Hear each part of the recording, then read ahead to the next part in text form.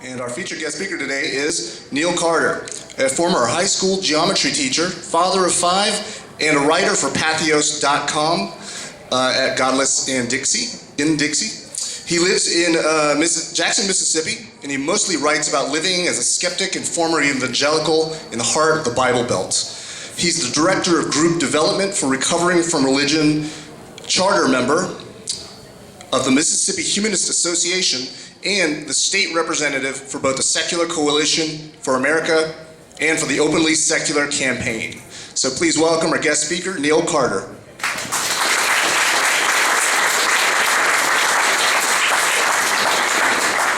Okay, did we point it away a little bit? Would that help with the feedback? I'm not used to that much introduction. It's really weird seeing yourself on TV. And that was not a popular move for me, by the way. You can probably imagine. My family wasn't thrilled about that. I had been writing for a good year. Can everybody hear me okay, by the way? You hear me? Okay. So I had been writing for a good year, but not that many people in my town were reading it. My family knew it was there, but if you've got family who are very religious, and if you often share your ideas on social media, you're probably used to them not reading it because it's too upsetting. You know, I mean, you get to a point where you have to just sort of shut it off. Even to the point sometimes you have to unfriend your own family on Facebook, and they're like, "Oh my God, what did you do?" But you got to do it just to keep from, you know, there's like an old adage that you don't bring up politics at the dinner table at Thanksgiving or Christmas because you're going to ruin the whole event. And I think social media is that way. Well, after this, though, all of a sudden, everybody in my family needed to have conversations with me because it was on national television. And interestingly enough, I'm still getting a little bit of feedback, aren't I? It's a little bit hot. I'll come over here. Interestingly enough, Jackson, Mississippi, I don't know what Houston is like, but Jackson is a very provincial place.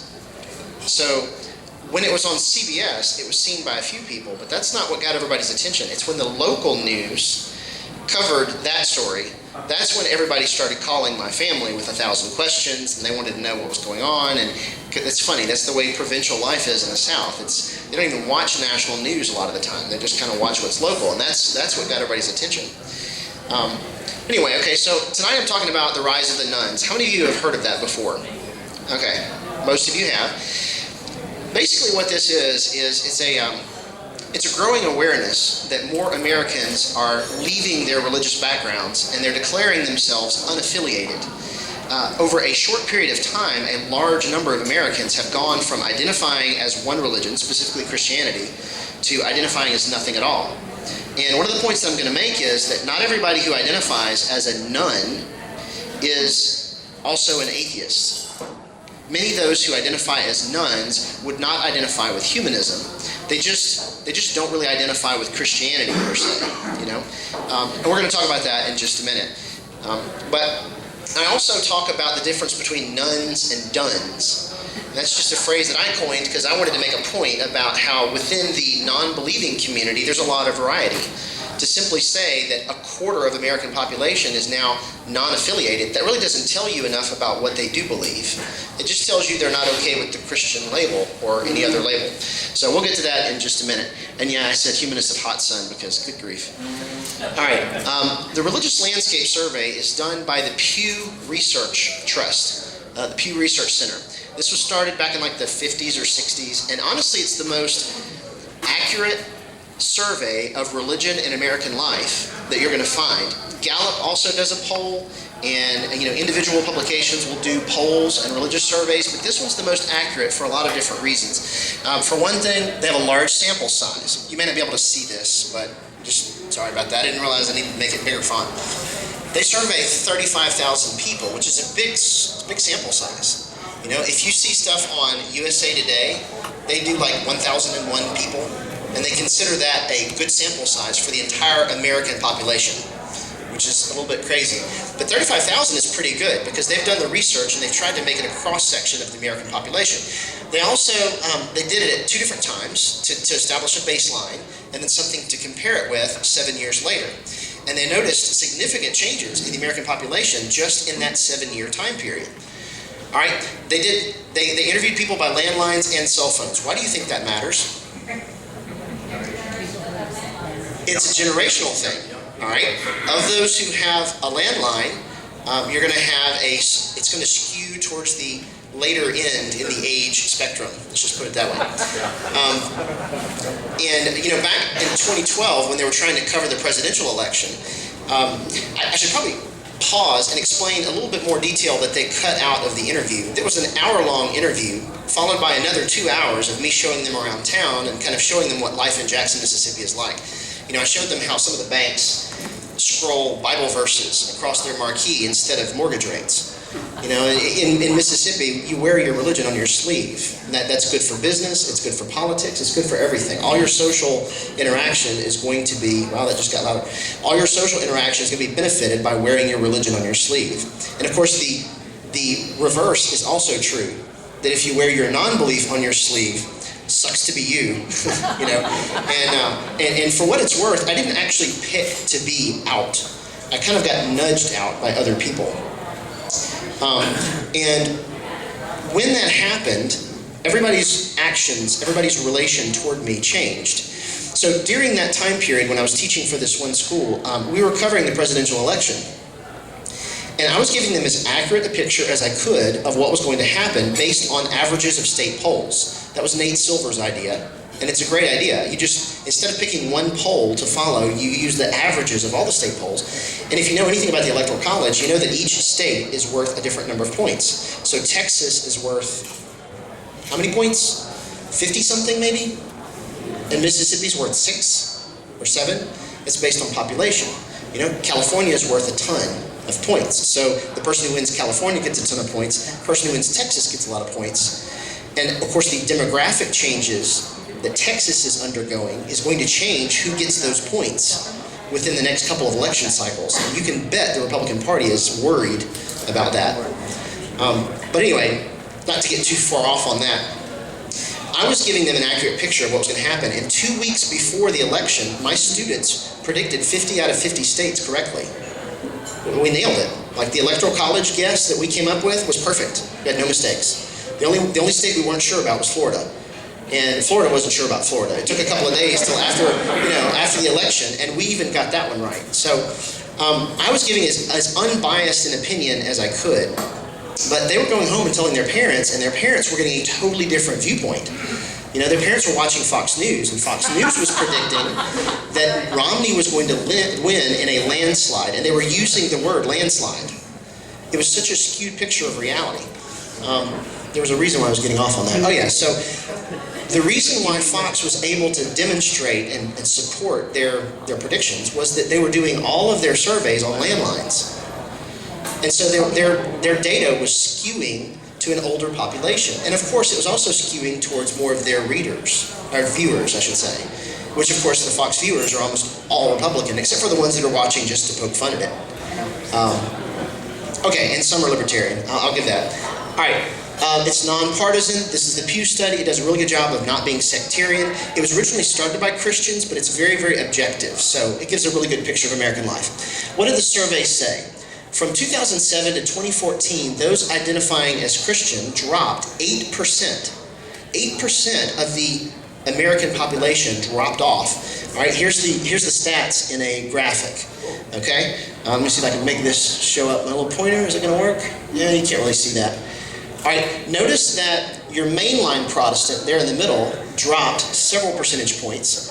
The Catholic percentage also dropped, and the unaffiliated rose considerably. Okay, and in the paragraph at the top it says 78.4% of Americans identified as Christian in 2007.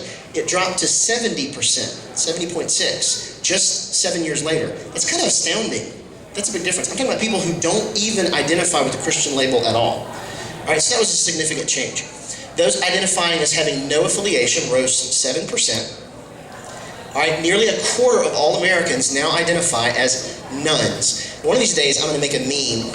Whenever somebody says the rise of the nuns, I always picture like a bunch of nuns coming out of the ground, like zombie nuns out of graves. So somebody needs to do that, by the way. But the rise of the nuns, spelled this way, just means people who declare no affiliation whatsoever. When the Pew study came out with this, the press took notice. They noticed, and they began running stories on a regular basis for two reasons. One, because it's intrinsically interesting that American religious life has changed that much. That religion is losing some of its grip on popular American culture to that degree. Another reason they've begun reporting it is because secular organizations have begun deliberately making sure that the press pays attention to these things. The Openly Secular campaign that I mentioned in the story there actually has a direct line to the religious writers and to the AP and to a number of different PR firms to make sure they know when these new studies come out. It brings attention to the change. Why? Because politicians notice this. These politicians are paying attention to what the landscape of the United States is, and they want to be sensitive to that because they know which side the bread's buttered on or whatever. All right, roughly a third of Americans under 30 fall into this category. So if you talk about the larger American population, it's a quarter. If you drop to 30 and under, it's a third. Again, they're paying attention because these are people who vote now or are going to begin voting, and they want their votes. And thumping their Bibles is not going to win these people's votes. It's just not. So you're going to see a change in narrative among a lot of politicians within the next couple of election cycles. Okay, by the way, there's going to be lots of time for question and answer afterwards. I'm going to make sure. All right, the biggest losers were the Catholics and also the mainline. They each lost about 3%. Mainline churches are going to be your Methodist, Presbyterian, Episcopal, but not the conservative versions, the more moderate versions. Can anybody name any other examples of mainline church? Lutheran? Evangelical Lutheran, which is incorrectly named based on what most people say when they say evangelical. Evangelical Lutheran is actually the moderate. And I think it's the Missouri Synod is the one that's actually conservative. It's complicated. But the point is, it's the moderate folks who were losing their numbers. All right, mainline, 3.4%. All right, here's the stats showing you that right there. That's a lot, 5 million fewer mainline. So it's those people in the middle that are dropping off. We'll talk about the other ends in just a second. Okay, white evangelicals, which we have to distinguish between white and black evangelicals. Who was it? Was it Martin Luther King that said that Sunday morning is the most segregated hour of the week? Sunday morning church, whatever. Okay, that's still true. And white evangelicals only lost 1%. That's significant, although they still lost. And this was touted as a victory for evangelicals because they lost fewer than other people. Now, there are a lot of different things that feed into these numbers. They would have lost a lot more, except the larger population grew, because that's what happens. Numbers grow just through birth, right? So they should have gone up at least a little, but it didn't. They actually went down. So even though their numerical growth increased, their percentage, their share of the American population went down. And mostly, as far as I can tell, the reason they didn't drop more is because they absorbed the attrition of the more liberal wings of Christianity. Partisan media has continued to push people farther to one end of the spectrum, and that's why the evangelical churches are getting some of these previously fairly moderate people. My own parents have changed over the last 20 years in how polarized they are politically, because the dialogue, the public dialogue, has become more polarized. And the more the middle falls out, the worse that gets, because we're losing those people that are filling the middle ground. Okay, black churches have showed almost no change at all. Here's their statistics. Almost no change. Let's take a shot at this. Why do you think that there's so little change and so little loss in historically black churches? They don't watch Fox News. They don't watch Fox News. They probably don't. I don't know, it depends. Why do you think there might be less of a loss in traditionally black churches? Nowhere to go. Okay, we could probably build on that, yes. Well, this is being involved with civil rights issues, social justice issues, so yes. Because the church has maintained a function in the black community that is rock solid. And it's been one of the only ways that the black community has been able to have leverage over the rest of American life. It's one of the few places where that's been true. So it maintains its place in black culture, which is why it's harder to build humanist groups among black Americans, because the church is such a central part of their culture. I would argue to some degree that's true of Southerners in general when compared with people not from the South. But it's particularly true among among blacks in America, and even more so in blacks in the South. It's just hard work because the church is such a central part of their culture, even when it's not a part of their real daily life. You know, you got your hip hop stars they're getting up and thanking Jesus for their sales. And there isn't anything about Jesus in any of their music except just, you know, but it's part of their culture. Okay, so what does all this mean? All right, first of all, it means that the Christian cultural hold is slipping. It means that they don't have as much privilege over American politics and cultural values. And they know that, and they feel that change, and they're flailing often because of it. I mean, some of the things that pastors are saying are ridiculous. They're so out of touch with reality. You know, they're convinced, for example, that Obama is going to somehow get a third term because he's going to become the king. And once he's the king, he's going to be able to take over the world and be the Antichrist. And there are people who, they really believe this. And these are people, some of them have got master's degrees, you know, and this is blowing my mind. But yeah, there's a loss of touch with reality there. And some of it is because they're panicking. They're panicking because they're losing a place of privilege. But a friend of mine said really well not too long ago, he said, the thing about having privilege your whole life is that after a while, equality starts to look like oppression. Because losing your slightest bit of privilege feels like, well, you're losing power, and nobody likes to do that, and they always fight back. And nobody willingly gives up power. They just don't. You can't ask them to do it. It doesn't work. You can't appeal to their moral sense. They don't do it. Okay. More cultural polarization. Like I said, the people in the middle are falling away, which we lose that middle voice, that mediating voice. So a lot of what I do is I try to spend time talking with people who do still occupy that middle, that moderate ground, because I can learn from them how to talk to people that are farther away from me on the spectrum. All right, evangelicals still have a higher retention rate. And you notice that even white evangelicals still have not lost as many people. Why do you think that is?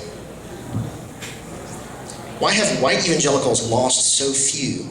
They stay away from the media, I guess, and the internet. Okay, they're culturally separatist to some degree, okay? What else? There's huge disincentive to not leave because you lose so much. Okay, the in-group, out-group distinction is more bold, and the punishments for leaving are more severe. Like you said, it's the cost of leaving is rougher.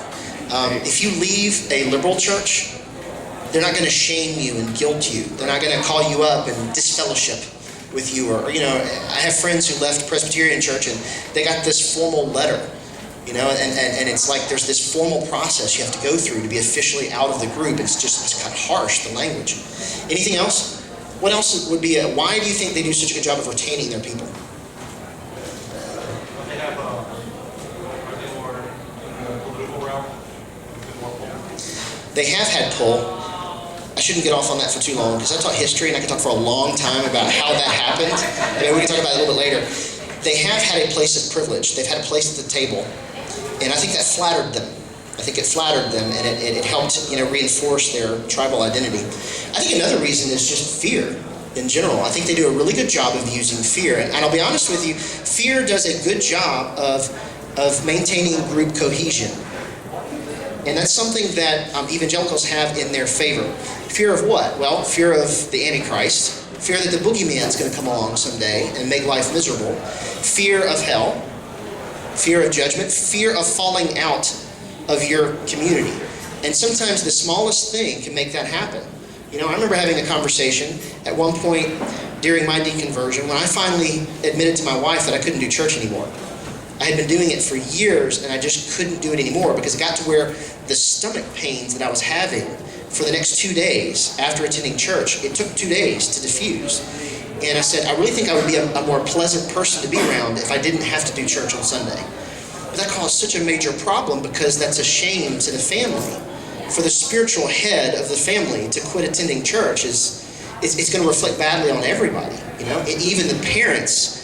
You know, the aged parents, now they feel like they're shamed by this. And in fact, that's why I got so many phone calls and I had to have all these dinner meetings with family members after the CBS thing, because they felt shamed by this, you know.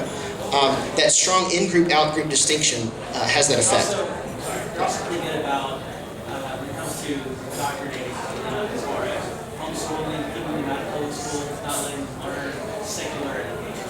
Yes, evangelicals know that you should train up a child in the way he should go, so that when he is old, he will not depart from it. You know, and in the Old Testament, they talk about take these words and put them on your door frame, and put them on your forehead, and put them everywhere. Some people take that very literally. I mean, you know, in the old days, the Jews used to actually put them in little boxes, and some still do that. They actually put scrolls inside little boxes on their foreheads. But a lot of Christian families, including my own, have put Bible verses on mirrors in the bathroom, and on doorways, and on chalkboards. You know, you can make them really pretty with Bible verses about dying. You know, it's really funny, you know.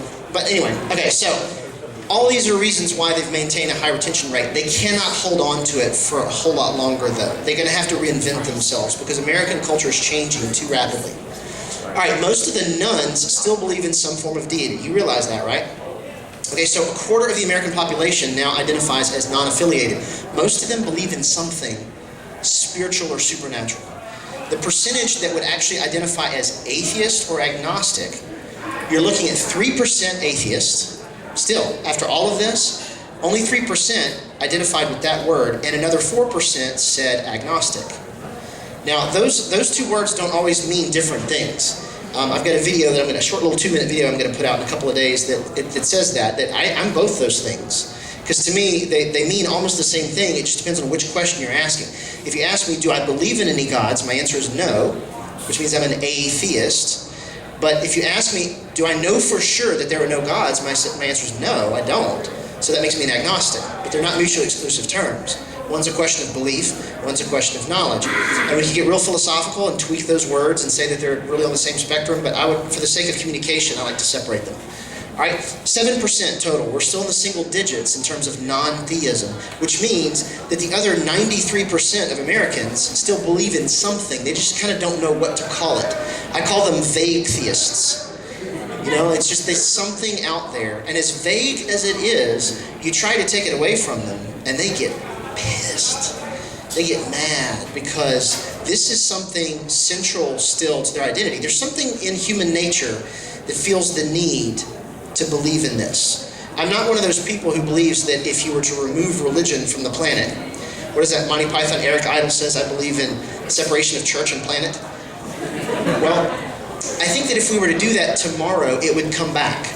Because I think at this point, I think there are evolutionary reasons why we look for something bigger than ourselves. It might even be based in our own childhood, how we always had somebody above us that would take care of us, and we sort of project that onto the universe. It sounds like exactly what people would imagine, right?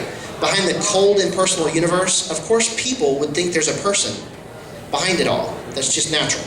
But anyway, so those numbers have not gone up that much.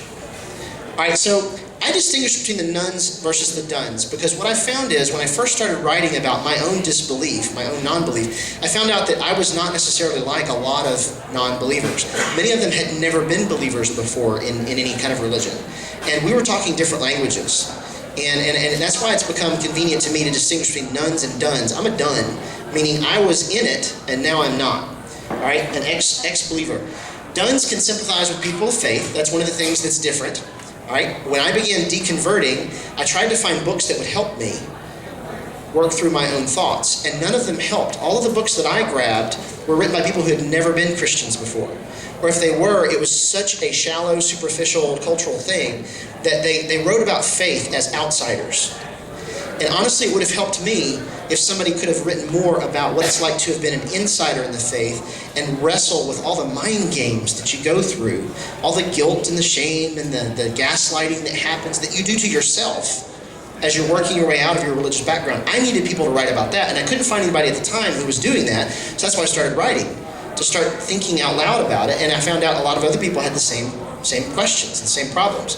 Okay, so we can identify with people of faith, which makes us a little bit more respectful in how we talk about it, usually. But at the same time, we also have more emotional triggers. You know, sometimes a Bible verse can set off a chain of emotions because of bad experiences. Sometimes driving by a church building or seeing a cross can set off a lot of negative emotion based on somebody's past. They're like triggers. I've even discovered that there's this one guy on YouTube that I can't listen to 5 seconds of his voice. Just the tone of his voice is so youth ministry. His name is Jefferson Bethke, I think is his name. He's the one that stood out in front of a school a couple of years ago and talked about how it's not a religion, it's a relationship. He's this super hip, cool cat, and he's so likable, and I couldn't listen to 5 seconds because it felt like every youth minister I've ever known. Anyway, we have emotional triggers, so that actually makes it harder sometimes to have these conversations. We have friends and family that are still a part of the religion. That affects how we talk about these things. It affects whether or not we can even come out at all. And when I started writing to new atheist friends about how I myself considered myself an atheist, and I embraced that label because I'm trying to destigmatize it to some degree. I hate the word because it only tells what I don't believe. That's only an answer to one question. But I still embrace the word because it makes people so mad. That's exactly why I want to embrace it, because I want to be a part of redefining what the word means for people. I want people to see a wider range of people that say, I'm an atheist, and I want it to repopulate what comes in their mind when they think of that word. Because right now what they think of is they think of the guy from God's Not Dead. They think of a caricature of somebody I've never even exactly met. I mean, I know they're out there somewhere, but not most of the people that I know. Okay, so we're slower to come out. And when I started talking to some of my new atheist friends, they said, why don't you just come out? It's fine. It's going to be better than you think. Just do it. No, it's not. Not if you live in Mississippi. It can be very, very, very bad. So, show of hands, how many of you were Christians or were religious in the past? Raise your hand. Okay, a majority. All right. How many of you that when you came out, it actually was a pretty smooth transition? When you wow, that's very okay. How many of you, when you transitioned out of your faith, there were a lot of negative consequences?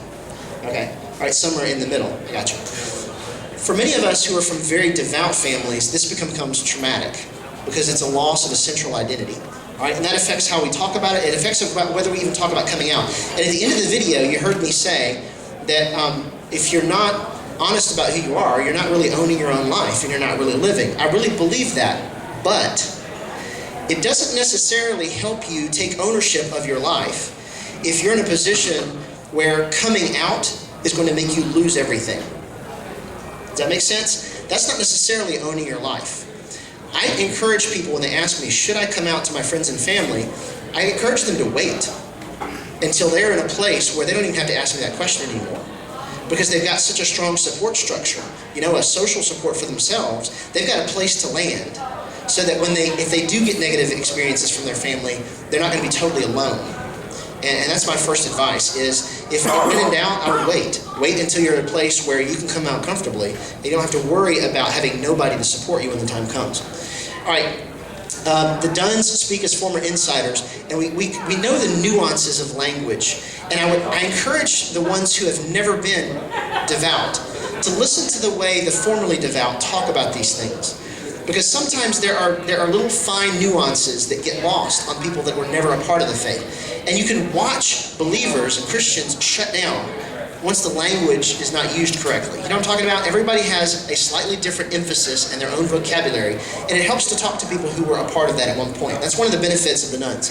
Okay? So what are the contributions of these folks? All right? One, we can speak the language of the faith. I say I speak Baptist. I know how to do that. I know how to get up in front of a church of Baptists, and I feel familiar to them. One of the best things I ever did was this interview with a pastor at a local Church of Christ in Jackson. We spent a couple of days just having lunch with each other, talking about what we wanted to do, and then he interviewed me in front of his church, and they asked a bunch of questions. I was as comfortable as I could be because this was my hometown. In fact, my Little League coach was sitting in the back. And when I finished, he came forward and he put his arm around me in this real grandfatherly way, and he's like, one day, when life gets really bad for you, you're going to miss having somebody to turn to. And I'm like, thanks. And I said, how do you know my life hasn't already gotten really bad? And I hadn't really talked about what all had happened to me at that point. By that point, I had already been told I was losing my job, and my family had already broken up. There were so many things that had happened already, and he had no clue. But that condescending, line comes in that, well, when things are really bad, you'll see that you've taken a wrong step here. All right. We know the strengths and weaknesses from the inside out, which makes us kind of dangerous.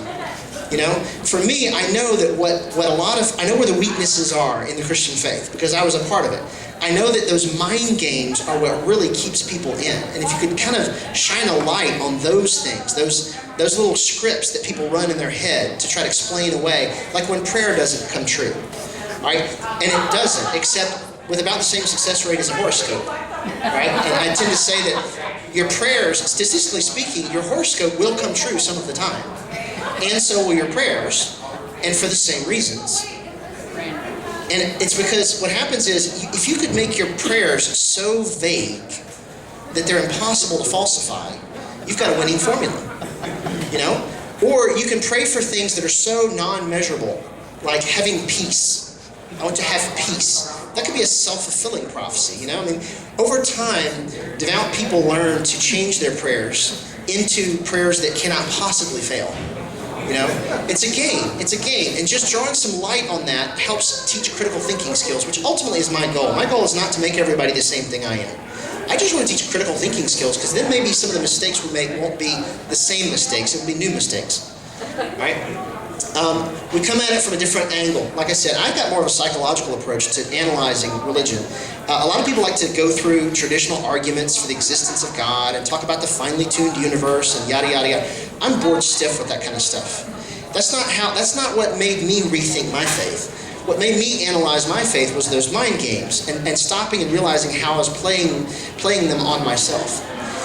We can sometimes more easily earn a hearing among the devout because we do speak their language. All right? Although sometimes they say, you were never one of us. In fact, you get that at some point from every one of them. And we tend to have a more diplomatic approach. Personally, I do, because I have so many people that I love that are still inside of that faith. I can't be a jerk about it. If I am, I'm going to lose them. I just can't do that. All right? Unless you're in a family that's abusive, in which case, honestly, sometimes burning the bridges is the best thing to do. Because you don't want a bridge between yourself and someone who wants to hurt you. You know? Or who's actively hurting you even if they mean well. Alright, so what to expect in the future? I'm almost done and then we'll have question and answer. This is my guess based on extrapolating this data from the Pew study. Number one, the nuns will increase. I don't think that's going to slow. I also don't think that the availability of information through the internet is necessarily a solution to the problem. I don't think that that's a guarantee that religion's going to go away. Because misinformation travels just as fast on the information superhighway as does real information, you know? Stupidity moves just as fast on the internet as intelligence, all right? The nuns will increase, though, simply because we're starting to become better at critical thinking skills, and the availability of information does help us think a little bit better, okay? Evangelicals will reinvent themselves and drop their current obsessions. The current obsessions are easy to name, okay? They're obsessed with sexuality and controlling it. They're obsessed with gay marriage, although now they're losing that battle too. They haven't totally lost it, because you understand, just like, what was that saying from the movie, the moment the South lost the Civil War, the moment the Confederacy lost the Civil War, it became immortal. You know? Well, it's the same thing with this. I think that even though the Supreme Court has made their decision about gay marriage, the southern states are just now beginning to fight. You know, and all the posturing and all the, you know, they've got a lot of legal battles to still try to engage in. They're eventually going to lose that battle, though, because they have to. And they're going to have to drop that. And what's going to happen is some people will go to their grave saying that this was part of why America, you know, was ruined, was because we allowed gay marriage. Pastors are already starting to say it. Those people are going to die away. The people who are going to replace them, who still use the evangelical label, are going to not be saying that anymore because they're going to drop that. It's like a trait in a biological organism that's going to be phased out because it doesn't fit its new environment. Okay, it's going to evolve. All right, same thing with what's the other obsession? Abortion. I think that their opinion on abortion is going to change. Anything that stands between them and having a larger market share of the culture, that's going to die away. And in time, there's going to be a new kind of evangelical that doesn't have those same hang-ups. They're going to reinvent themselves. That's what organisms do. And religion's like an organism. It evolves. And it's going to adapt. It's not going to go away. It's just going to adapt. It's going to be a different kind. Okay? They're going to be less dependent upon centralized meetings. This is just a best guess for me, but already people can get on the computer and watch their favorite pastor on YouTube. You can donate to his ministry through Patreon or some other thing. Okay? You can sponsor them. You don't have to do a tithe. I think that over time, it's going to become more and more internet-based. It's going to be more mobile. Okay? I think it's going to be less dependent upon meeting in a central place every week. A lot of churches have already closed their doors because they can't maintain membership. A lot of the mega churches that we see, the only reason they're growing is because they're absorbing the memberships of all the smaller churches around the area. The research has shown that really thoroughly. There's another study called the FACT survey done by Hartford Seminary, and they've done a lot of deep analysis of the numbers, and the mega churches are only growing by absorbing the membership of the smaller churches, and thousands of churches are closing their doors every year. Something like half of all churches, evangelical churches in America, did not baptize a single new person. Up to half of them have not baptized a single new person, except that if they do infant baptism or something, so that everybody who's born in their church, gets baptized. They're not converting new people. They're just consolidating. That's why some of those churches are growing. Or they're moving to a different country that's less developed. Like in Africa, they're still having good success there. Okay, do not underestimate the organizational capacities. I'm not going to get off on this for very long, but at the state level, the political action committees are still very strong. The White House is leaning pretty Democratic these days. It would have to be a really strong candidate from the GOP in order to win the White House, and I haven't seen one of those anytime recently. I mean, it's the clown car right now. I mean, it's really crazy who all's running for GOP. But at the state level, they're dominating because they are so well organized. There are political organizations that have done all kinds of reforms at the state level to maintain control for conservatives and for very religious people. Don't underestimate them. And I've got a whole separate talk about theocracy, but that'll be, for another time. Legal fights continue, a lot of political maneuvering, and question and answer. Yep.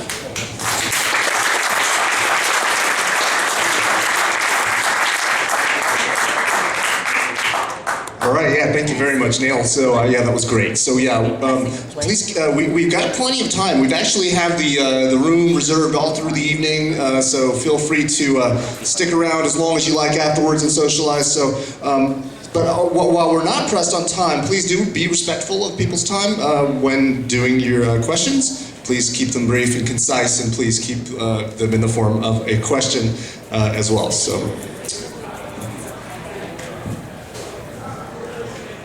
Yeah. Oh, and if anybody has a question but is not comfortable with asking in front of the whole room full of people, you can leave as a comment on the meetup. Just leave the comment right there. I'll get it, and then I'll just say it into the mic. Yes, and please make it an actual question. Some people can't do that. They just want to make a speech, but I'll do my best to not be rude. I'm from the South. I'm never rude. Any questions? I had a comment statement. Yes. Back in 9/11, when I heard that New York had been attacked by a faraway land that was hot and politically backwards and economically oppressed, I thought to myself, whoa, Mississippi bombed New York. Yeah. It's funny, yeah. When I first started writing about what it was like being a non-believer among Mississippians, I started getting emails from a guy in Iran. What town was he in? Tehran. So this guy from Tehran is like, look, I know we're at different levels in terms of danger and all that, but he says, I so identify with everything you were talking about. And I'm like, a guy from Iran is identifying with my situation. That's kind of scary, but it's parallel, just on a different level. Same kind of stuff. There's got to be at least one or two questions. There always is, yes. What kind of trigger words do you use when you speak to the religious?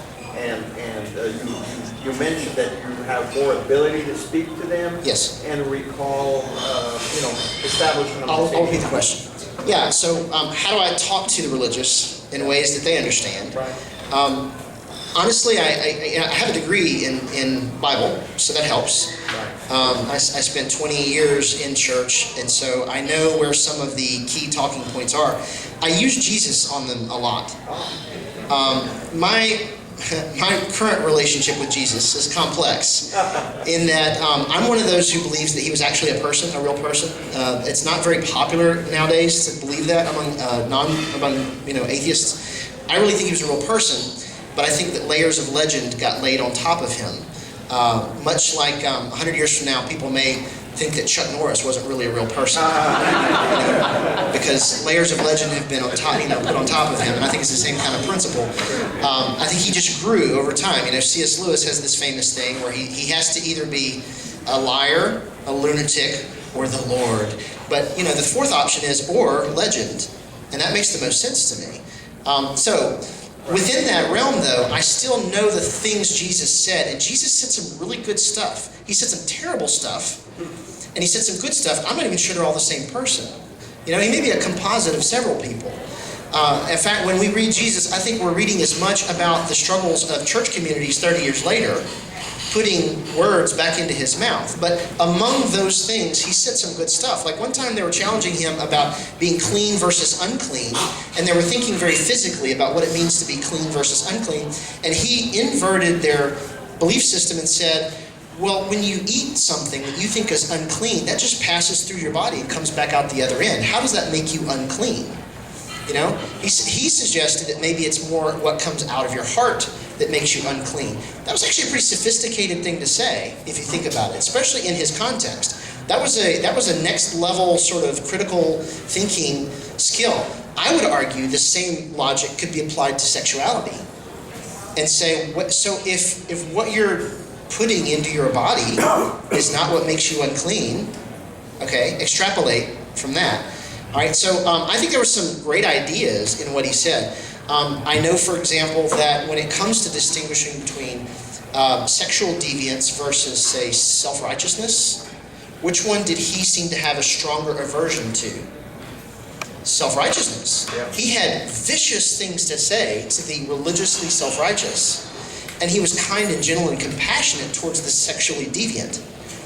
So I use that, and I say, you know what? Jesus had some good things to say, and how come you don't believe that? Yeah. He talked to rich people about giving what they had and being generous, and you believe that you're supposed to hold on to all your things, and you think Jesus was a capitalist.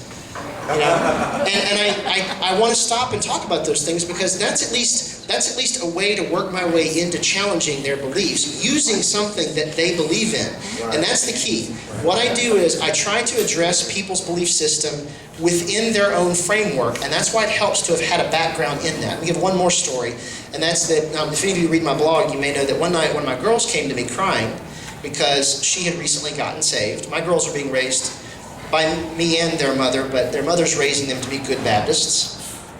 And because I'm the only non-Baptist in their life, I have to be really careful and selective about what I challenge and what I don't. I have to pick my battles. It's an awkward situation. We have a good relationship, but I have to be careful what I address. So my youngest got saved, and she got baptized. And they began talking to her about how, isn't this great? Now you're going to be in heaven with all the people that you love, except not Daddy. So one night while we finished up bath time, she started crying, just out of the blue, and I couldn't figure out why. Then I thought back to the fact that 2 weeks before she'd been baptized, and I thought, I know what this is. I bet they're beginning to start the scripts about how you're going to be in heaven one day, but now I'm not. So I had to sit down and comfort my 7-year-old about whether or not I was going to be left out of heaven. Now, what would you do in that situation? If your child believed that you were going to hell, well, what people told me to do afterwards, after the fact, was, well, you should have just told her the whole thing is BS. Just tell her the whole, you just lay it all out. And I'm like, no. First of all, you don't know child psychology. Second of all, as a professional educator, I understand that you have to work within people's mental framework. You don't just level it and come at them from a totally different framework. You start off by engaging prior knowledge. They teach you that in learning how to teach. And with my own children, just in terms of their cognitive development, that's not what you would do. So extrapolate that to adults. If you're going to talk to adults who have a very different framework from your own, you're going to have to address them within their own framework somehow or another. And so I use Jesus a lot because he actually comes in pretty handy sometimes. More questions? Yes? I'd like to give your perspective. Why do you think America is so much access to information? Why do they still believe in this kind of stuff? Why is America so religious? It's woven into our history. It's a long, complicated question. The short answer for me is that while not everybody who came to America to help start it was religious, the ones who did, they came up with a new version of the Christian faith that fit American culture really well. The imported versions, like Anglicanism, didn't have that American feel to it. You know, some of the imported versions didn't, but you take Baptists and Presbyterian, you take Baptists and Methodists and you know, some of the Pentecostals. There's a lot of that they're taking elements of the American personality and they're making a religion around it. The Southern Baptist Convention even structures their denominational organization after the way the states are organized. You know, it like mimics the American government. So I think that what happened is America came up with their own version that fits their culture so well that it's just woven into our story. It's how people identify themselves. Also, again, this goes to the other talk, but those who would prefer to have a theocracy have been pushing harder and more aggressively over the last 50 years because they see the knowledge infringing upon their own religion. I mean, it started back when evolution first became a thing people talked about, and everybody started to say that religion was going to go away. Because now, one of the key elements of the Christian faith was being unraveled, and that is giving an explanation for how people developed into what they are. And it kind of attacked the very bottom narrative of creation, fall, redemption, you know, and there was the first Adam, and there was the second Adam, and all that biblical language assumed a literal Adam and Eve, and so they thought religion was going to go away, but it didn't. And in fact, I think 50 years from now, the most popular forms of Christianity will be the ones that don't believe in literal interpretation of the Bible at all. They're definitely not at the beginning. I think it's going to be all theistic evolutionists, you know? They're just going to keep evolving. And I think that's why it continues to do so well, because it's been evolving so well in our society. And in Europe, that didn't happen. You know, in Europe, it was tied to the state. So it may very well be that the separation of church and state was the most brilliant thing they ever did, because that freed it up to follow American culture and to evolve with the American personality, whereas in Europe, they didn't have that. They're stuck to the state. So that's my short answer. I used to be a history teacher. I could go on for like 10 hours about that. Yes? Anybody else? What makes you think the nuns are going to grow and they might not just get absorbed with the basically religion reinvented itself? That's a good question. It's just that that's the current trend. You know, it would take a major event to make it go the other direction, and I don't see anything that would shift that trend. I do think that in time they're going to try to regain some of those people by just morphing it, creating a new version of Christianity that looks just like what everybody else already thinks. That's kind of what happens every few generations. I mean, that's the version of Christianity that people are complaining is dying away now. Was not the original version. It was like the 1600th version. It was a reinvention of a reinvention of a reinvention of a reinvention. I'm not even sure there ever was one original version. I've come to believe that there were always multiple streams that fed into each other, and by the time maybe Nicaea, they tried to, put it into one compact, consolidated version. But prior to that, I think there were probably multiple kinds of Christianity: a Palestinian kind, a North African kind, a Jewish kind, a Gentile kind. So it's constantly reinventing itself. I do think they'll get a few. Why do I think they won't continue to? Why do I think they won't reverse?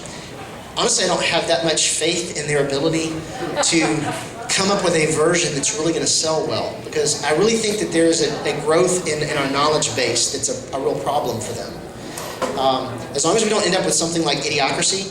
Have you ever seen that movie? Okay, so we do have the problem of population control, and that is that the most well-educated people are having the fewest babies because they know, for example, that we've overpopulated the planet and we're straining our natural resources. And the ones who are continuing to populate the earth are the ones who don't understand that we have limited resources, because they think God's going to wipe it all out and start over again. And also, there's that Bible verse that says, "Be fruitful and multiply." So for many of them, that's like the one Bible verse that they remember and do. Anybody else? Yeah. So one of the things that keeps the flock theologians in the community, so how can we, as the nuns, sort of offer them an alternative? How do humanists to get a piece of that pie? I do think it's crucial. I think that simply advocating for critical thinking skills, or if you want to make it atheism, whatever, again, that's not my main thing. I would rather have compassionate, critical thinking people, regardless of whether or not they believe in gods or not. I mean, that's not my main thing. I do think that it often coincides that very critical thinkers end up not believing in religion, but it's not a set deal. But I do think we need more than just challenging those things. I think we have to build community, which is why I support having humanist communities. It's a lot of work. It takes a lot of organization. When you create a chapter of humanism or some other organization, you got to sit down and write bylaws and all kinds of stuff. And it's a pain, you know. And people are like, we don't want to do that. Then you have to ask questions about how are we going to do it. We're going to have somebody stand up in front and talk to everybody. Well, I did that for so many years. Just put a bullet through my head. I'm tired of sitting and listening to people, which is why I'm a little bit hesitant about getting up in front of people, because I'm like, I don't want to sit and listen to people talk a lot.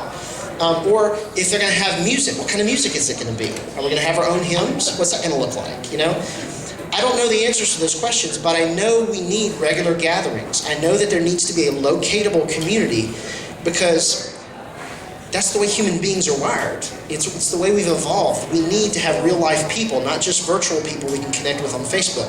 Although that has become a lifesaver for so many people, including myself. And for the ones who are still closeted and can't come out to friends and family, Facebook is a lifeline, or whatever other social media they use, provided that you figure out how to use the privacy controls, for crying out loud. There need to be a whole book on how to use social media in a way that doesn't out you, except that the moment it's printed, it's going to be obsolete, because they change it constantly. Yes? Do you have a nun community in Jackson, or is it just you? It's not just me. We have got a Facebook group of Mississippians who are atheists that are nearing 600 people. When I first joined, it was about 100, and it's growing. And honestly, one of the things that helps is having a few people that can be out.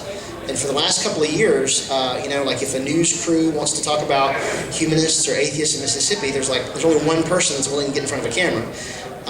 But even just having one helps. But the Facebook group's pretty large.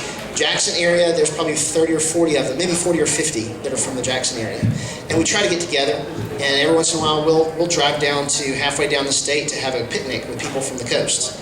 Your state tends to have different regions, and the north part of Mississippi is the most religious. The more you move towards the north, as you get towards the coast, it gets more liberal. I don't know if Texas is that way too, but the closer you get to the coast, it just kind of gets more liberal. Which liberal for Mississippi is not liberal for most places, but we do, and we try to get together as much as we can. We do monthly meetings as well, but we haven't figured out how to do that well yet.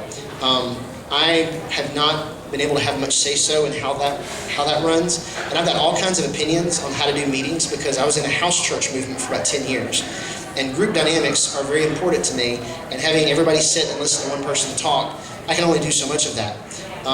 And another thing that we've got a problem with is that when we get together, a lot of groups do this, you get together and there'll just be like one question they ask, and it'll be something like, let's begin by talking about how religion has negatively impacted our lives.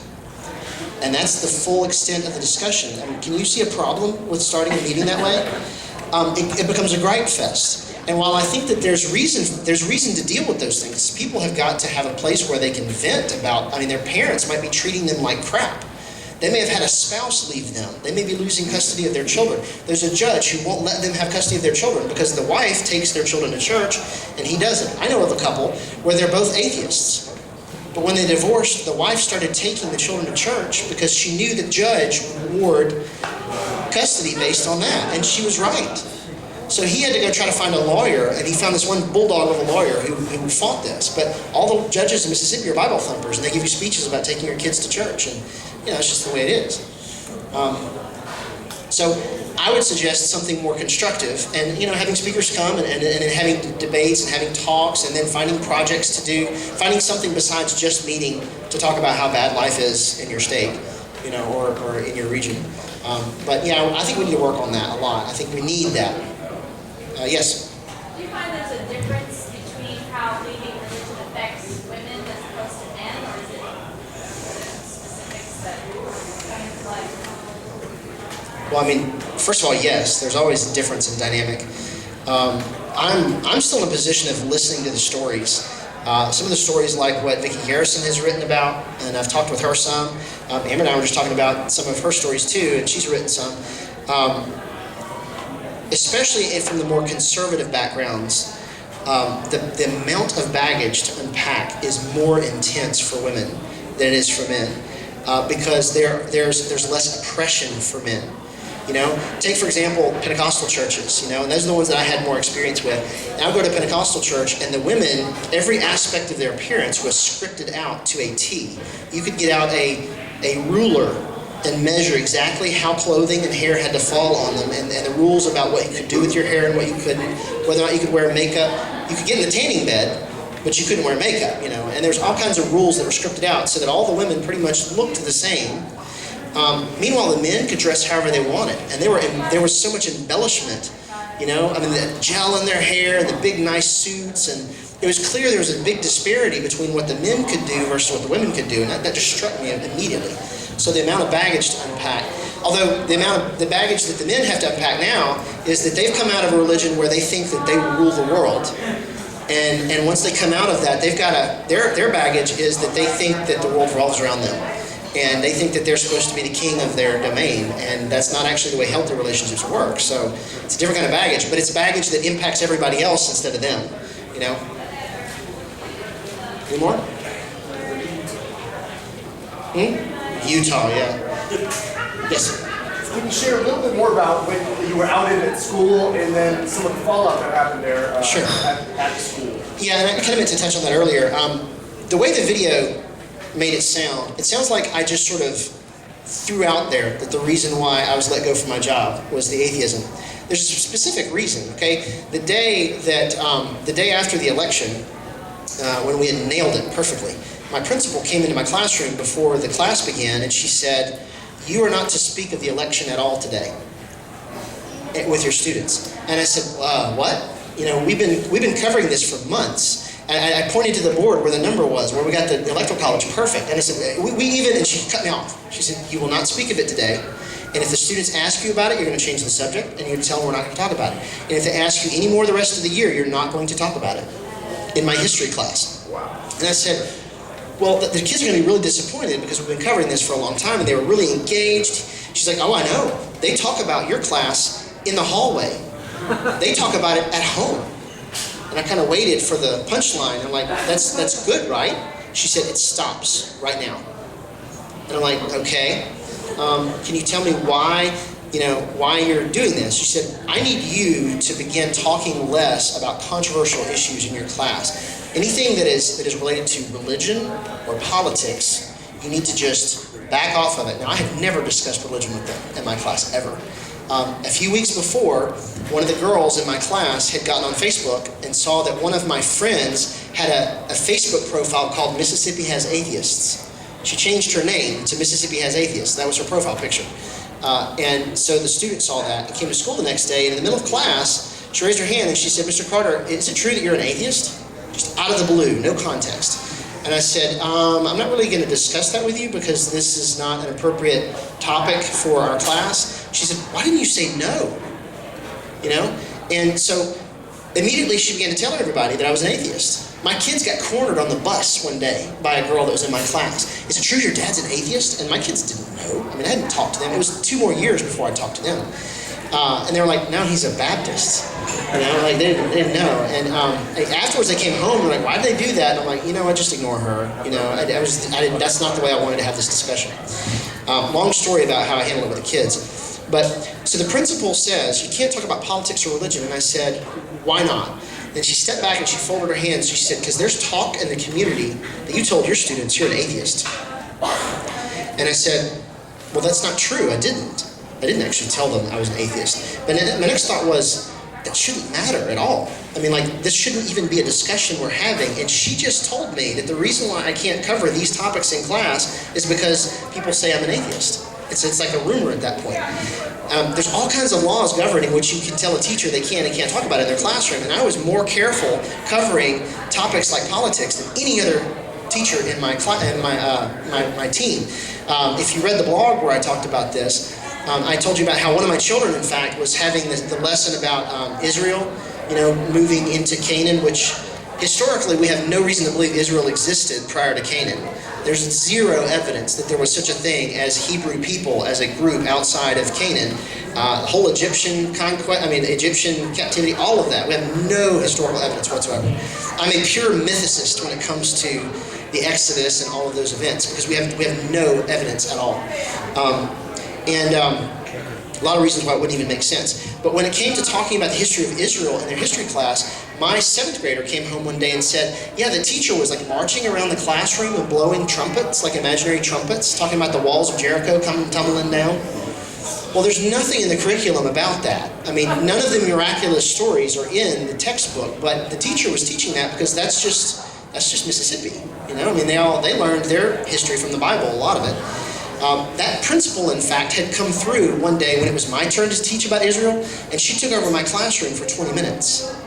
And she began teaching the lesson and grilling the kids on essentially what the Bible said. She asked them whether or not they walked through the Red Sea on dry land or on wet land. Again, the textbook says nothing about this, but the kids remembered from Sunday school the answer is they walked on dry land, and they all said that. She said, good. Moved on and continued teaching. When she finally quit, she left the classroom, and my students were like, what was that? You know? They had never had a principal come in and take over a class like that. But it's, in retrospect, I see now, that was the day that I was teaching about the history of Israel. It was in the curriculum. I had to cover it, and she showed up of all days on that day. You know? And when it came my turn to teach the history of Christianity, that's when they moved me out of the history class and put me in a math class. Because a math teacher, fortunately, had to move to another state, and since I was certified in several things, they said, we need you in math now. And I knew what they were doing, you know, and I knew that they were trying to get me out from under that principal who hated me at that point, and they wanted me teaching a subject that I couldn't offend anybody. How you can offend people with math, you know? Which is why the next class that I taught when I moved to a different school was math, because I thought, you know what, there's no way to screw this up. So that's kind of a long answer to that question, but at the end of that school year, after I finished teaching the math class, they brought me back in and they said they're not going to renew my contract. And when I asked them why, they said, go ask the superintendent. So I wrote the superintendent a letter, and he said, we've just simply decided, and we don't have to tell you a reason, because it was my first year to teach for that school system. And in Mississippi, if it's your first year to teach for a school system, there's a loophole. They don't have to give a reason. So when I filed a complaint with the Equal Opportunity Commission, because this was clearly a case of discrimination, I said, you know what, it's harder for us to do anything about this, because number one, nothing was in print. This was all done in person. Okay, they were just smart enough to do that. And number two, it was my first year to teach there, so there's a loophole. You know, they didn't have to give a reason. And when CBS contacted the principal to find out why, they just never answered the phone. He called them like 20 times and sent them emails and sent them letters over a period of 3 or 4 months, and they never responded to a single one of them because they knew, you know. Yeah. Same line. So Texas, our Craig Abbott homeschool. I know about that. Yeah. Okay. So do you think that there will be a time when Christians, theists, will begin to realize that their children, as they document them in homeschool or charter schools or any public school, are no longer as competitive with students? That will hopefully change the dynamic. Can you repeat the question? Okay, the question is, so there's been a homeschool movement. I'm going to give some background to your question. There's been a homeschool movement that's gone back quite a few decades, and this is not an accident. This was all part of a scheme. If you didn't know this has been a part of a scheme that's been in the works for a long, long time. They're not just wanting to homeschool to try to keep them from having to learn evolution. They're wanting to train future Christian leaders of tomorrow, and it's been laid out in meetings of high-level organizations where it sounds very conspiracy theory, but I'm telling the truth. This has been a part of a plan.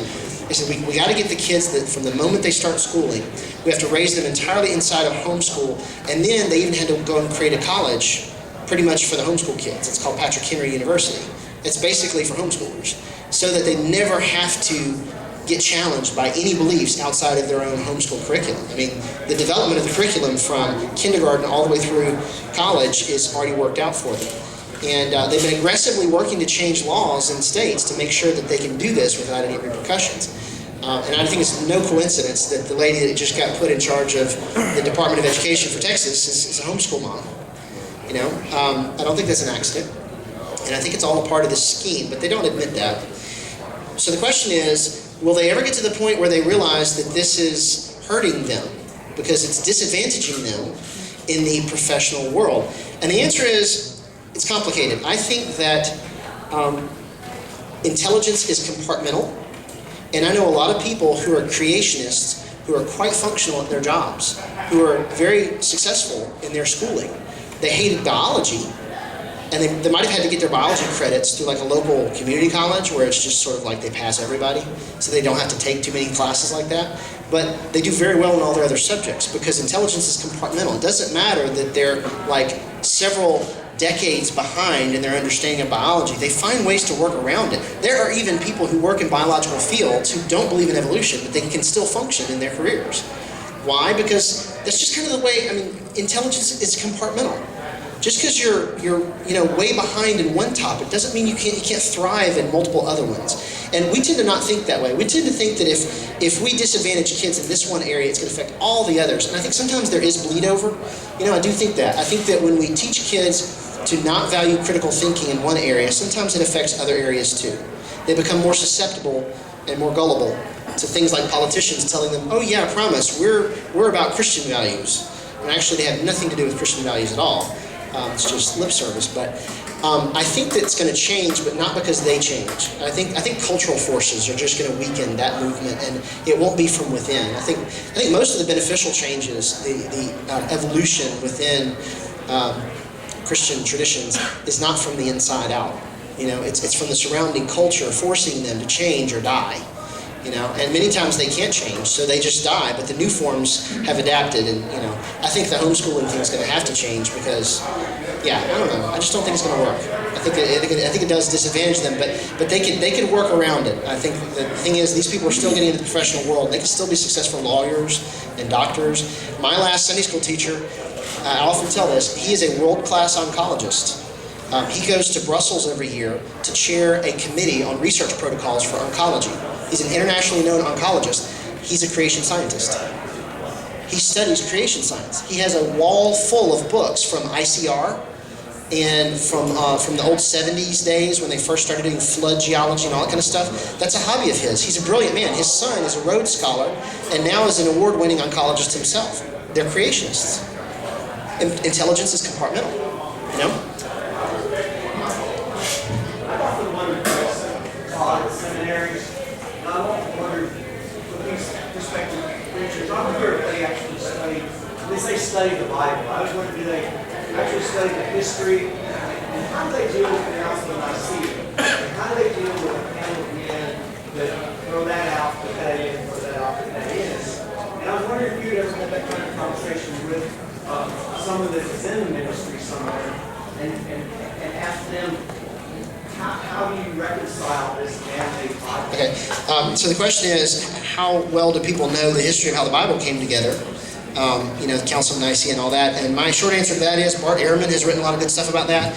And one of the things that he's talked about is how in seminary you're exposed to that information about how there were a lot of different books of the Bible, but they had to go through a selection process to pick which ones were in and which ones weren't. If you go back and read some of the ones that didn't make it in, there's some weird stories. But the stories are not really necessarily all that weird compared to the ones that made it in. We're accustomed to the ones that made it in. What about the one where a guy's walking on water? It's kind of weird, Or where they take a few loaves of bread and make it a whole bunch of loaves of bread. That's kind of a weird miracle, Patton Oswalt has a funny bit about that. He talks about how that of all the superpowers you could have given a guy, multiplying bread's kind of lame. And he said it's almost like a sidekick power. Like maybe originally they had Sandwich Joe, and they decided to get rid of him and just blend his powers with Jesus' powers. It's a weird random power. And there's like a story that didn't make it into the Bible where Jesus is a boy and he's making pigeons out of clay, and his mom calls him to dinner and he claps his hands and the birds fly away. Okay, cool story.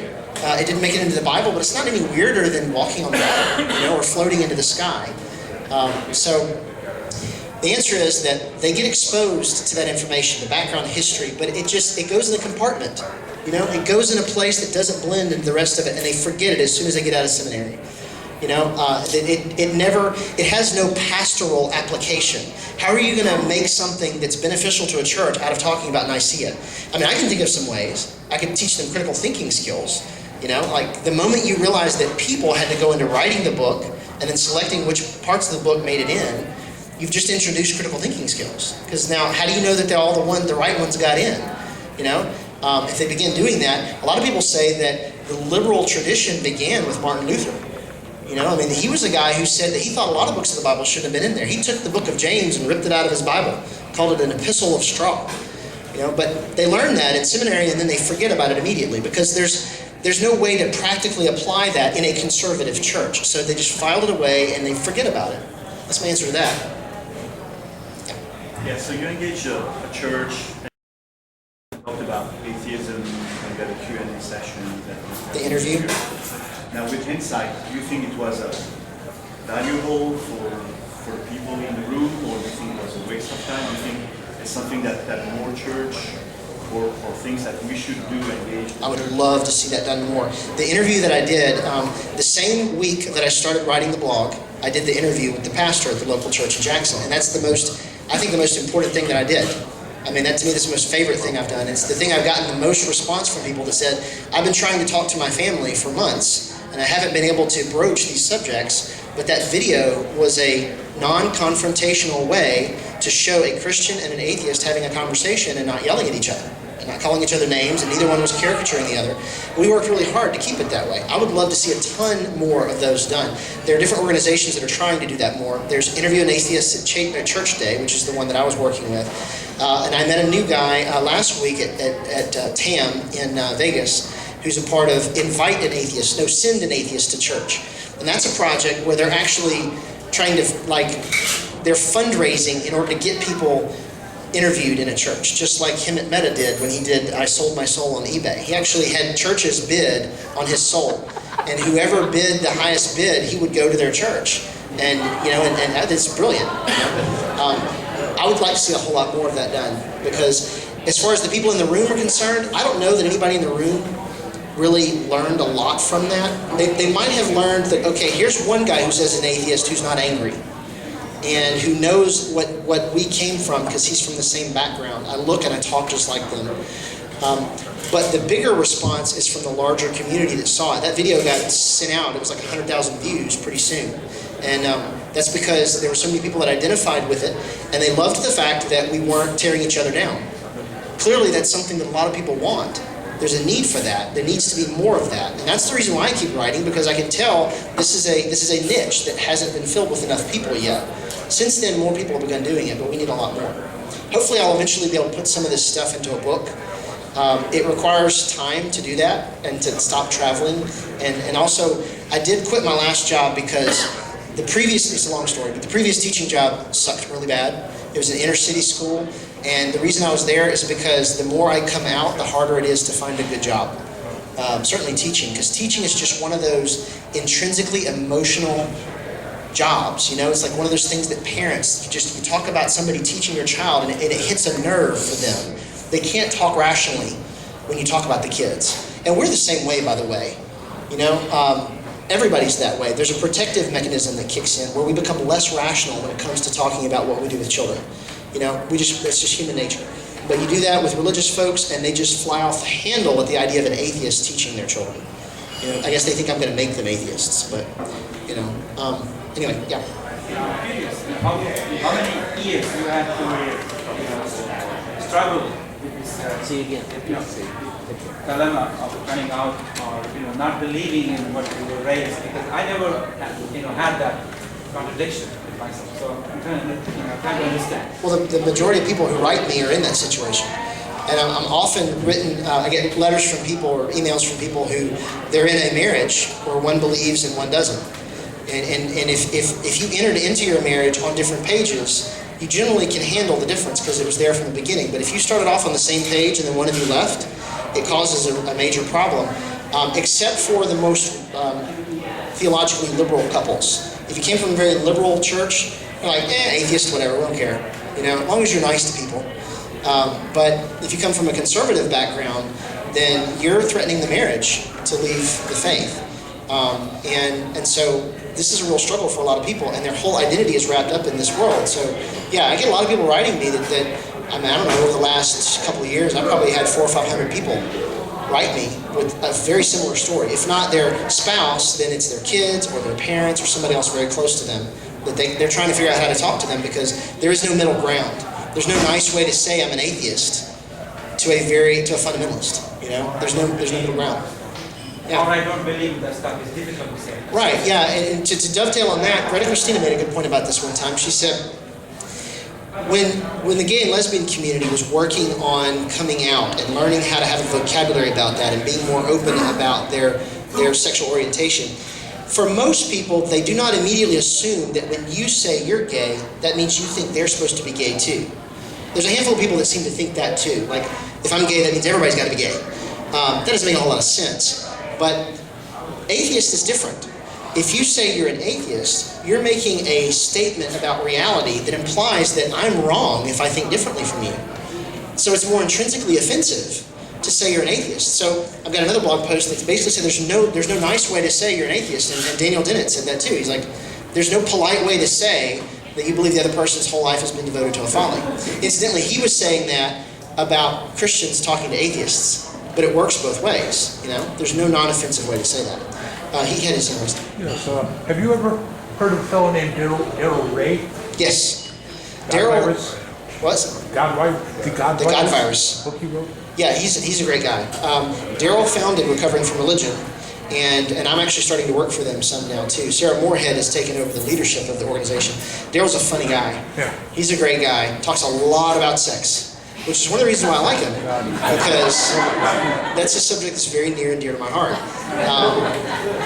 And he's an interesting guy to get to know. And yeah, he wrote The God Virus. I would love to play with that image of virus and come up with something very similar but not exactly the same. Most viruses are harmful to their hosts. It's a parasite. It's harmful to its host. There are other parasitic organisms that are at least partially beneficial to their host. I think religion is actually one of those. I think religion continues to exist because it serves a function for human beings and for communities. And what we as humanists have to do is begin asking, what function is religion serving that seems to make it stick around? It's not just that the organizational structure is keeping it alive. I think there's some psychological and sociological needs that are being met by religion, and we need to figure out what those are and begin addressing them ourselves, because otherwise those needs are not being met. It's back to your question, you know. And so, I think that religion is a parasitic organism, but I think that it's a parasite that also benefits the host. And so, I think there's a better way of talking about it besides a virus. Although I said that, and a virologist recently told me that apparently there are viruses that are beneficial to the host, but that's getting way out of my pay grade. Yeah. How are you able? Real quick, how are you able to keep? It seems like such a great balance on both worlds, the atheist and the Christian world, because even when I talk to people that are Christian, it's hard for me not to even put my foot in my mouth and be offensive to them. And you seem to be so good at being respectful. Everyone that I love is a Christian. I mean, my girls are my whole life, and I cannot bear the thought of not being able to talk to my own children. And I am all of this is just a front. This is all an excuse to learn how to talk to my own children. That's the reason I started writing. I'm trying to figure out how to put the differences that I have and the way that I think and the way that they think into words that can bridge this gap between where they are and where I am. And they may never walk across it, but if they could at least get up onto the bridge and talk to me, losing a relationship with them is the worst thing I can imagine. But maybe if there's a way that I can explain why I don't think the way they think, without tearing them down, which is not a temptation for me, it might help that relationship. So if anybody else benefits from it, that's great. I don't care. The whole thing could go away. If I could at least connect with my children down the road, then that would be worth it for me. Was there somebody you were trying to get over here? Yes. What advice would you give to somebody who's being outed? By somebody else, outed by somebody else? Try to seek a support network as quickly as possible. Try to connect with people who can validate who you are, because if you're coming from the background I came from, a lot of negative, tearing down follows that. A lot of guilting and a lot of shaming, being excluded from a community. So you need a place to land. And I would use Facebook, I would use social media, I would use groups that meet and try to connect with people so that you've got people to hang out with. How would you deal with the person's outing? I would ask them not to. Because you deserve respect too, of determining what your status is. One of the hardest lessons for me to learn, I hope I'm not taking way too much time here, but I'm enjoying this. The hardest lesson for me to learn was that I was a really, really, really good Christian And by that I mean, I internalized all of the ethics of Christianity as best as I understood it. And the way I understood it was that my needs were unimportant. Everyone else's needs were the most important. Have this mind in yourselves, which was also in Christ Jesus, that you consider others more important than yourself. So I internalized that. That's what taking up your cross means. It's like they took the idea of self-effacing and self-neglect even, and they vaunted it. They vaulted it up into like the central value of Christian. I internalized that so well that it took me a long time to realize that I needed to take ownership of who I was, and instead of always lying down and letting other people run over me, and always accommodating them and letting them say whatever they wanted to say, and I never said anything in return, I was actually hurting myself, and I was hurting the relationship, because that's not a functional relationship. I eventually had to get to a place where I realized I have to learn to stand up for my own boundaries, and that's really hard to do when you belong to a religion that doesn't believe in boundaries.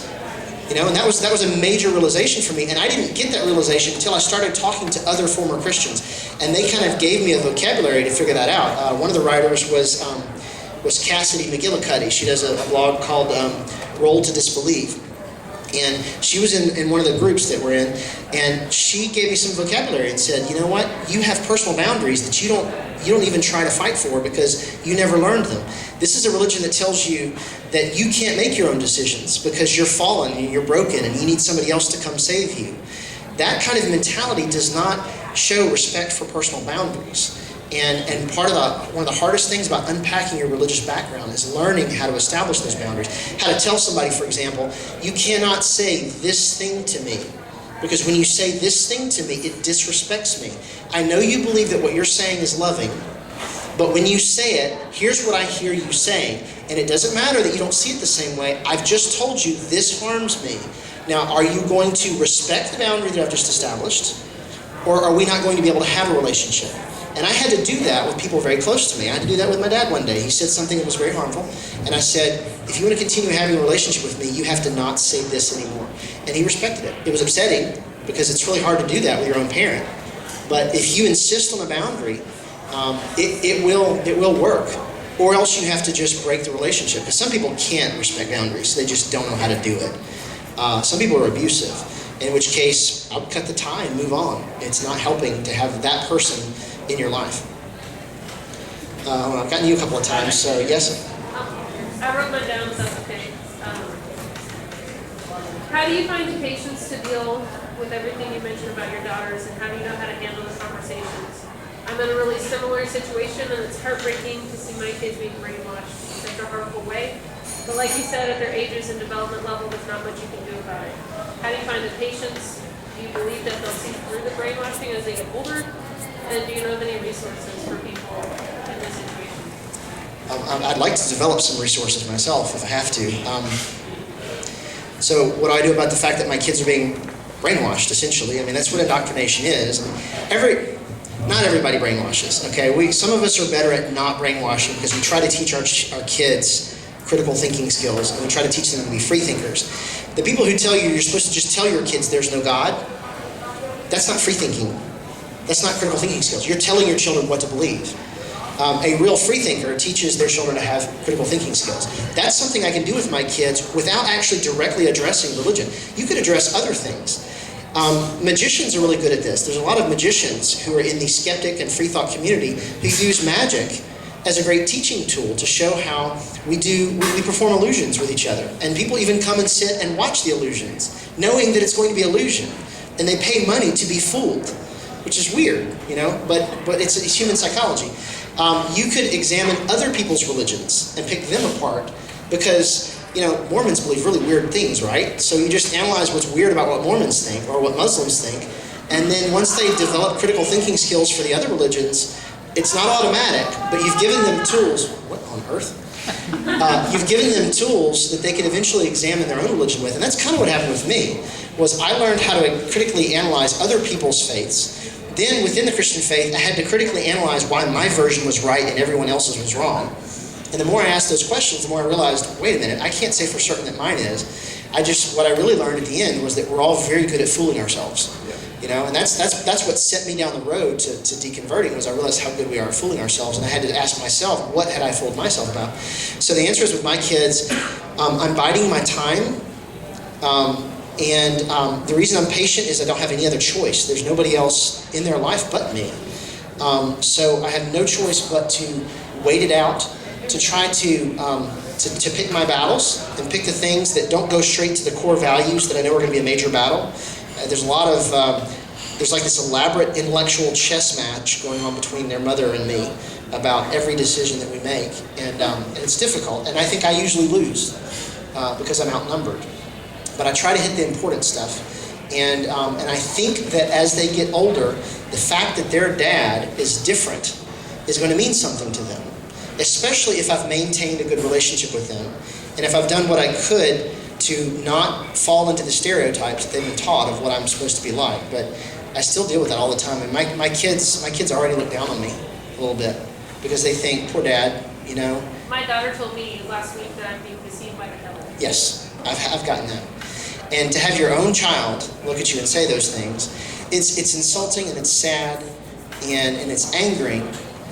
But my thought is, I just got to give it time. I really think that if I don't respond in anger, I think that if I respond to her knowing that she is being raised to believe these things, I do what I can to find middle ground, like I did with the 7-year-old, where I say, honey, I know that you were taught that I'm going to hell, but if you think that I can be wrong about believing in God and not believing in God, then couldn't people also be wrong about other things? Couldn't the people who say I'm going to hell be wrong? Because clearly it's possible that adults can be wrong. They disagree with each other, so somebody's got to be wrong. And isn't it possible that the ones who say that these are the reasons why people go to hell, they could be wrong? It could be that there's other reasons. Like, I'm not even addressing the existence of hell there. I'm just saying, why does going to hell or going to heaven dependent upon whether or not you believe the right things? Who says it's got to be that? Why not something else, like whether or not you're kind to people? So I just introduce within her framework a way of analyzing things, and this is a 7-year-old, but I didn't push it any farther than that. Now she's got introduced in her head, okay, you're right, adults can be wrong. So if adults can be wrong, I have to some degree, try to decide which ones are right, which ones are wrong. And all I'm going to do is just baby steps, and I think maybe when they get to college or maybe when they graduate, I don't know. One of my greatest fears is that they'll end up becoming fundamentalist Christians, and, but if they'll still talk to me, we can still have a good relationship. It's a monotheistic religion, right? The Christianity is. Yes? It's a monotheistic religion. I guess some of the problems are because monotheistic religions grew by being dictatorial, by concentrating power, right? So whenever you want to get out of that, it's difficult. It's part of the religion itself. Yeah, it is. And it makes it very exclusivistic. Some of y'all probably need to be winding it down, and I haven't eaten anything yet myself, so anybody else here not eaten yet? Yeah. All right, and maybe time for one more question, maybe ask one more thing, and otherwise we can just chat afterwards. No? Okay. I wanted to ask yes. you one thing. Didn't you have something in your blog about religion not being, it's not child abuse? Was that your? That was recent, yes. That was mine. Okay, we were just talking about that. So let me clarify what I was saying about that. Lawrence Krauss was on a TV show, and he said that teaching children creationism was child abuse. I disagreed, and I've not been pushed back against more severely on any other topic besides that one. Clearly, the skeptic community does not agree with me on that, although many do. It's a debate. It's not a clear agreement.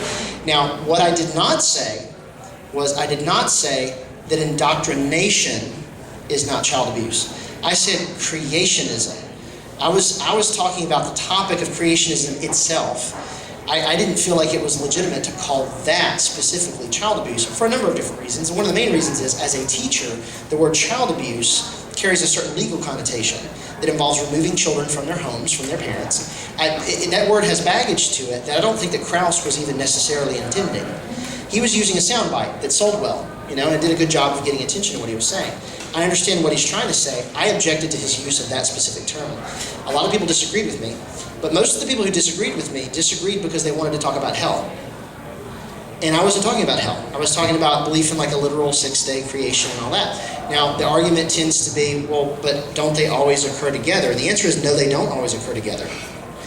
There are a number of traditions who teach six-day creation that do not teach hell. And there are some who teach hell that don't teach six-day creation. You know, they're not necessarily always the same thing. Majority of the time, they do tend to hang together because they're a part of a system of belief. But I know a number of families who teach their children literal creationism, and they do not terrorize their children. They do not talk about hell. It never comes up because that's something other people experience, right? Hell is something people invented for other people to suffer, not for themselves. And these families do not talk about hell with their children. And I know a number of kids that have grown up very well-adjusted adults. I don't see any emotional baggage from this because they didn't grow up in a fundamentalist environment. It is possible to teach creationism without being that sort of angry, judgmental fundamentalist. So since that's my background, that's where I was coming at from. And a lot of people disagreed with me because their experience was different from mine. And I agree with them. Their experience is valid. I don't disagree that teaching children hell can be abusive. It can be a terrorizing thing. I agree with that. But once you separate the subject of creationism from the rest of it, now it kind of changes the topic to me. And again, the word child abuse has very specific connotations for somebody like me in my background. Okay, I'm going to wrap that up. Thank you.